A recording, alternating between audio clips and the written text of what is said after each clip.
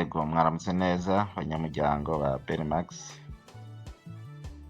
Ego nashaka ndabaramutse ndabifuriza igitondo ciza, nongera ndabaha inkuru nziza. Mwinjire mu ma account yanyu ya Berimax murabe. Ego bya bice bahora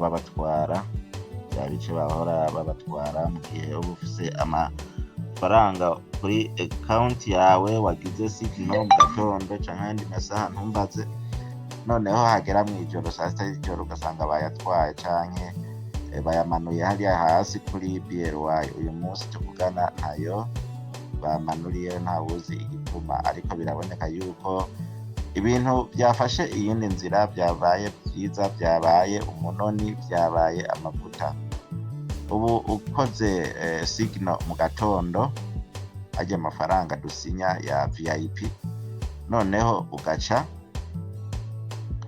uyareka mu yandi masaha y'umutaga, saa tatu, saa yine, saa tanu gushika saa kumi z'umugoroba, ugaca uyakorera withdraw mu gihe aba akwiye ko woyakorera withdraw, ni ukuvuga abarenga 10 kuduga.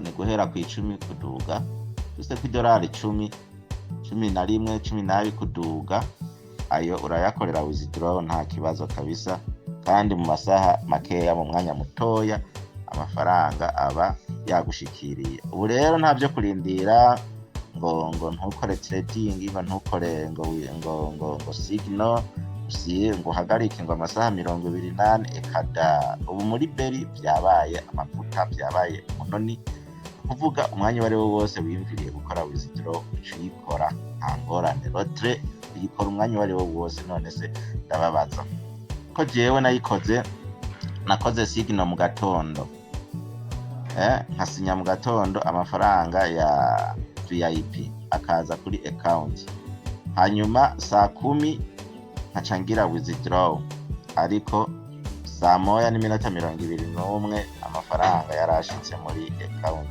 yanje ya Binance. Sobanura ngo ivya Berimax byabaye umunoni, byafashe iyindi nzira. Noneho mu minsi mugiye kubona abantu mwibarabara batambuka batamba, ukibaza ngo ariko aratambuka nawe shwi no kwivyinira. Kubera iki? Ibintu biriko birahinduka. Nongera nsaba mubwire n'aba bantu bataye amakonte baze bugurure konte zabo, kandi birakunda. Ushize ku mafaranga konte yawe ihita iba reactivate. Ubwo rero abantu mushire amazinda, mushire amakenga, kandi mushire n'ubwoba, muze dukore, muze twikorere imirimo yacu nk'uko bisanzwe muri Berimax. Rero ibintu uko niko bimeze. Ngira ndabibutsa kandi ko mwabonye yuko na bya bice canke amafaranga bahora baca bajana kuri BRY, mwabonye ko atayo batwaye kw'iri joro ryakeye.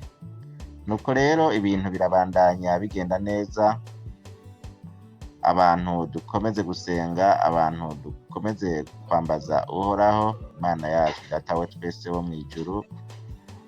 Ibyo agomba bibe kw'isi nk'uko biba no mw'ijuru.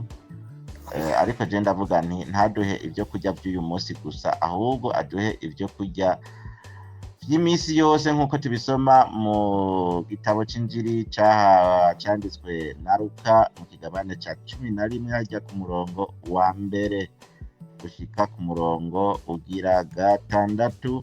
Tuze turasaba rero ibyo kurya vy'imisi yose, ibyo gusaba ibyo kurya vy'umunsi umwe tuvyibagirana, cane cane muri Berimax ibandanye iduha ibyo kurya vy'imisi yose. Imana nayo ibandanye ibihezagira nk'uko rero vyama. Ibintu bigiye kuba umunoni, ibintu bigiye kuba amavuta. Ufise ayo ukora, ufise amafaranga canke ufise VIP ushobora gukora signal mu gatondo, hanyuma iyo VIP ukaba ushobora kubona ko ivako k'amafaranga ushobora kugira lotre abana bakarara bariye, ugaca ugira withdraw, ugaca usumira abana ukayikora mbere kare mu masaa 3, saa 4, saa 5, saa 6, saa 7. Urashobora guca ukora withdraw ugaca urindira nk'amasaha 2 abaye menshi, hanyuma muri ayo masaha 2 uza kuba ufise amafaranga mu mufuko, uce usumira ubugari canke umuceri canke isangara canke ku bantu rero muriko muraronka zirya komisiyo ziva ku bariko barakora trading, kuko abatari bake nubwo babihevye bakabireka, abandi nabo bakomeje kwishira ku dutahe twabo babandanya gukora trading. Uko bariko bakora trading bagashishikara no kugenda baragira withdraw, abandi nabo amafaranga akazanana kuri signing ajya avuye ku ma VIP, bityo ubuzima bukabandanya mu kurindira kiya kiringo c'imisi 90 batanze, naho abatari bake batacizera ko ari icukuri. Genda murarotira utwo duke duke, iyipfuye ipfuzwa mbi, nta kundi niko bimeze. Ariko rero mumenye ko Beri ataho yagiye, Berimax iracari kumwe namwe.